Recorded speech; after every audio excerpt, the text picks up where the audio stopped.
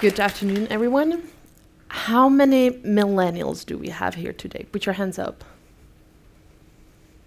A lot. I am so tired of defending myself as a millennial. Do we have it easy? No, we do not. Is everything served to us on a golden plate? No, it is not. People like to say, times change. But when they say it, I do not think they realize that with the change in times, there also comes change in generations. Each generation that come to this world, they do things in their own way, which is not necessarily better or worse. It is just a bit different. But because of this difference, we often hear, back in my day. Back in my day this, back in my day that, a constant reminder of the fact that there is a change between past and the present. A reminder that suggests that we are maybe a bit lazy, that we do not appreciate things, that we take everything for granted. It is the reminder that makes us feel guilty. And unfortunately, it is very often those that are very close to us that tell us these lies. Just a couple of weeks ago, I was visiting my grandmother. She lives in South Bohemia, and I'm like anyone else. I love my grandmother. I love the way she cooks. I love to hear her stories. But for some reason, she's always able to bring those 4 triggering words into any conversation. Back in my day. And here it comes again. This time, it was about the prices. I brought some groceries. My grandmother looked at the receipt, and she goes like, Olga, why did you pay that much? Back in my days, we spent less money. Everything was less expensive. You could have bought dinner for 2 just for a few pennies. Well, part of me ignored this statement because I didn't want to be rude to my grandmother. And also, I did not really live back in the days of my grandmother. So therefore, it's kind of hard to comment on it. But part of me got back home and started thinking, well, I realized 2 things. First of all, my grandmother was wrong for the fact that higher prices are caused by inflation. But other thing that I realize is that we always hear so many lies. And I'm going to talk about it and tell you a few examples. So, number 1. Back in my day, we had no freedom. Our parents, our grandparents tell us that during their life, during different regimes, they unfortunately could not speak up as much as we can, because whatever they said could have possible consequences. So those consequences could be very different. You could just simply lose a job, or you could, for example, go to prison, or you were not allowed to study. What about today? How free are we today? If you think about it, our social media is censored through community guidelines. When you want to post or share something, you have to think twice, because maybe it can be used against you in the future. That is the case with, for example, politicians or celebrities. We love to rate everything. We rate everything from stars 1 to 5. It does not matter if it's a restaurant, if it's your school, your professor, or a hotel. We can ruin someone's life by those few stars. And what about the information that we receive? They're very often biased depending on where you live, what you want to think, and also what you should think. So, do you call this freedom?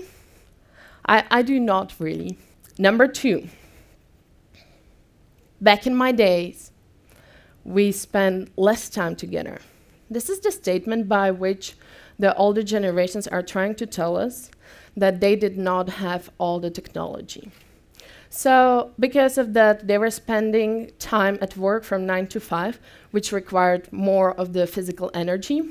And when they got back home, they still needed to use lots of their energy to do just activities around the house. And they're trying to make us guilty for the fact that now we have all of those gadgets and that we are free to do and be with our families, for example, or those that are close to us. Now, today, those tasks are very often automated, those routine tasks. But with the increased technology, there comes also increased workload. That means that every day we have to process insane amount of messages, text, memos, calls. And in the end of the day, you still come home very tired. And it does not matter that washing machine washed your clothes.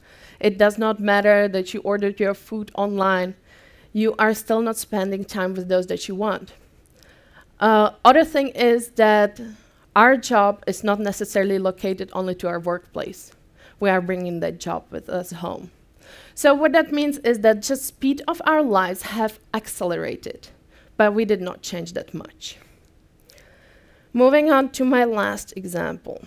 Back in my day, youth was kinder.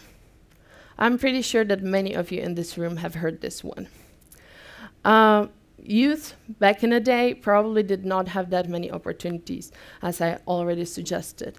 So they were spending most of the time outside, playing, running around, but I even know from my parents that they were very similar to us.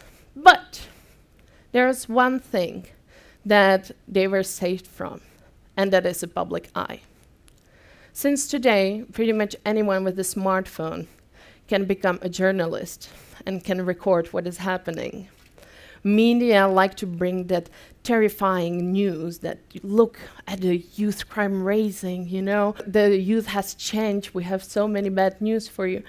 But I still believe that kids are the same. There are those kind ones, there are those that bullied the others, and nothing really changed. Just because there is the public eye, it is often perceived like something changed in this matter. Back in my day, back in my day, back in my day, please stop. Please stop. We are not living back in your day, we're living today. And us, millennials, we are made feel guilty for the opportunities we have. We are made feel guilty for the change between the past and the present. And you know, anytime when I hear from someone, back in my day or when I was your age, kids today, there is something inside of me that is very anxious and that wants to speak up. But then I'm so tired of defending myself as a millennial. So what can we actually do about this? We have to stop this. And definitely, we cannot keep ignoring this. Because if we do, it will be very soon us who will be going around and saying, back in my day. In fact, a couple of weeks ago, we were standing in front of our school with my classmates. And across of our school, there is a primary school. And we were watching the kids. And one of my friends goes like, back in my days, we had no smartphones. And that's true, but what's wrong with the fact that those first graders have smartphones? What's wrong with this change? Why did he say that, even though he was saying it probably a lot when he was growing up? So, what is the recipe to stop this, to change this? What we have to do is find in ourselves lots of understanding, respect, and patience. If you are one of those who like to say, back in my day, stop doing that. I know that maybe you were used to other times, but what is happening right now is not necessarily bad. Stop comparing past and the present. Live in the present and make it more pleasant. Instead of saying that back in your days it was better, make it better today? What about those of you that have to hear those lies, those stories of your close people? Stop, take it, and think about it as an opportunity that can make you stronger. So when it happens, ask yourself a few questions. Why do they think that? How can I make them understand it? How can we change this? And after this, only after this seemingly impossible intergeneration conversation can happen. Looking at the whole picture, it almost seems like we like to torture each other, like we like to repeat the same mistakes of the previous generations just to show, like, look at us. We did it differently. We did it better. There are people in this room that were born into the world with technology. But the rest of you, you had to adapt. So, dear millennials, you know what's going to happen to us one day? We will have to adapt to those changes. But we do not have to be grumpy.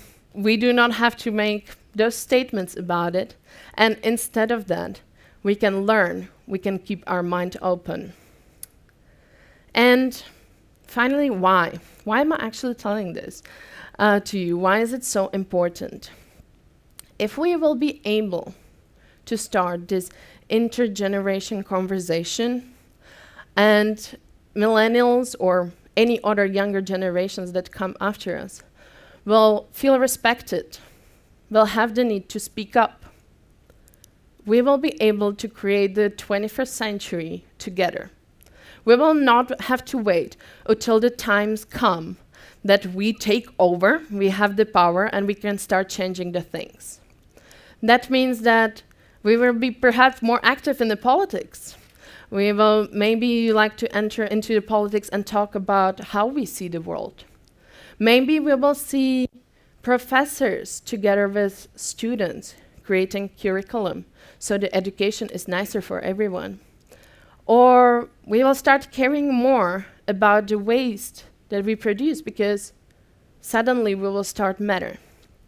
So, take this today with you home, and next time, when you visit your grandmother, what are you going to do? Are you going to defend yourself? Thank you very much.